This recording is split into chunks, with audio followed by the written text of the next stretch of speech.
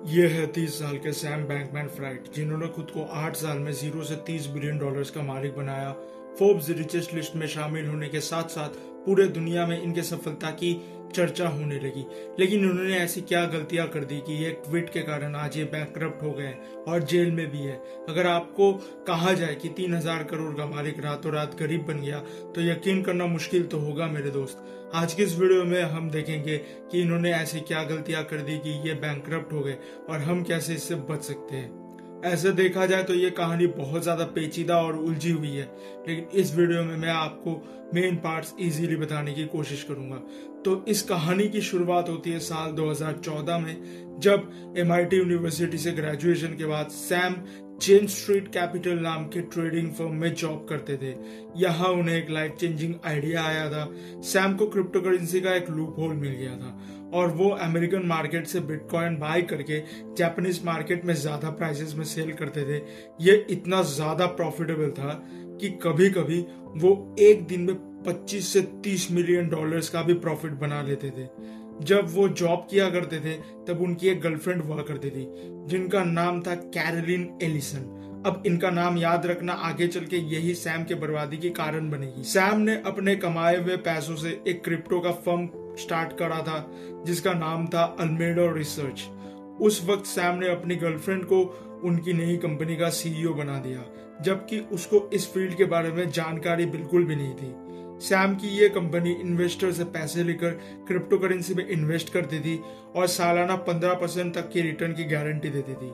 यहाँ पर लोगों का ट्रस्ट बहुत ज्यादा था, इसलिए सैम और उनके एम्प्लॉयज ने इसका फायदा उठाते हुए लोगों के बिलियंस ऑफ डॉलर्स को रिस्क पे डाल दिया। ये सब चल ही रहा था तब सैम ने 2019 में अपनी खुद की क्रिप्टो एक्सचेंज भी लॉन्च कर दी। अब देखो, जिनको नहीं पता क्रिप्टो एक्सचेंज क्या होती है तो उनको इजीली बताने की कोशिश करता हूँ। देखो, पूरे दुनिया में बहुत सारे क्रिप्टो करेंसीज है जिन्हें सेल या परचेस इन क्रिप्टो एक्सचेंजर्स से किया जाता है।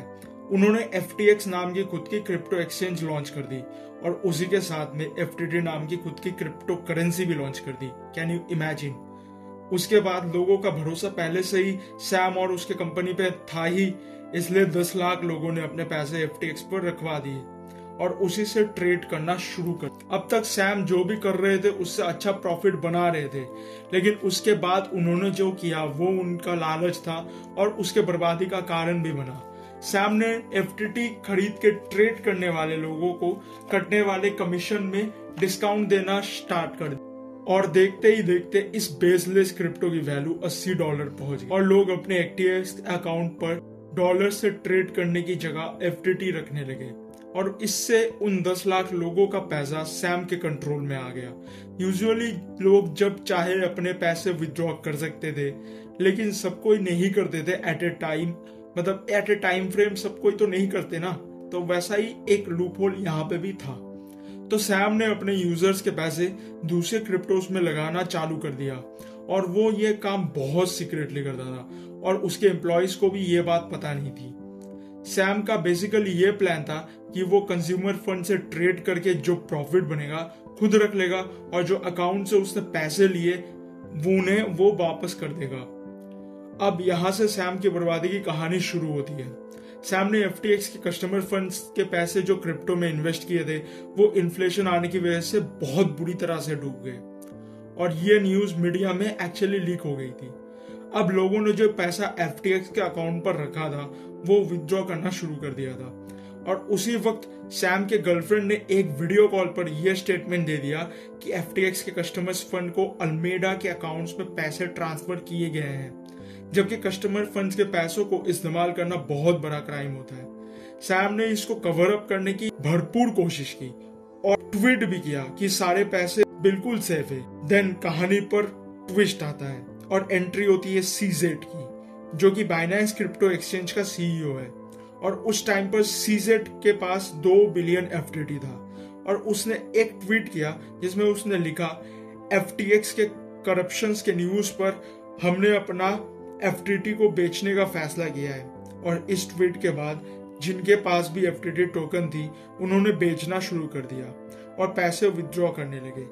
लेकिन पैसे विथड्रॉ होते कैसे मेरे दोस्त? आप समझ सकते हो, वो तो कस्टमर फंड्स पे थे ही नहीं। सैम अब चारों तरफ से फंस चुका था। अब सीजर चाहता तो FTX को इजीली टेक ओवर करके उसको खरीद सकता था, लेकिन उसने 2 दिन बाद वापस से ट्वीट किया कि हम FTX को नहीं खरीद रहे हैं क्योंकि इसका वैल्यू गिर चुका है। FTX को लोगों के $10 बिलियन वापस करने थे, लेकिन उनके पास सिर्फ $900 मिलियन पड़े थे। सैम ने 11 नवंबर 2022 को फाइनली एक ट्वीट करके हार मान ली और कहा कि FTX और अल्मेडा बैंकरप्ट हो चुके हैं। तो दोस्तों, इससे हमें लाइफ लेसन ये सीखने को मिलता है कि हमें कभी भी ज्यादा लालच नहीं करना चाहिए। साथ ही में हमें उतना ही पैसा इन्वेस्ट करना चाहिए जितना अगर लॉस भी हो जाए तो हम बेयर कर सके, और खुद के पैसे से ही हमेशा इन्वेस्ट करना चाहिए, ना कि दूसरों के पैसे से। तो दोस्तों, आपको ये वीडियो कैसा लगा हमें कमेंट सेक्शन में जरूर बताइएगा।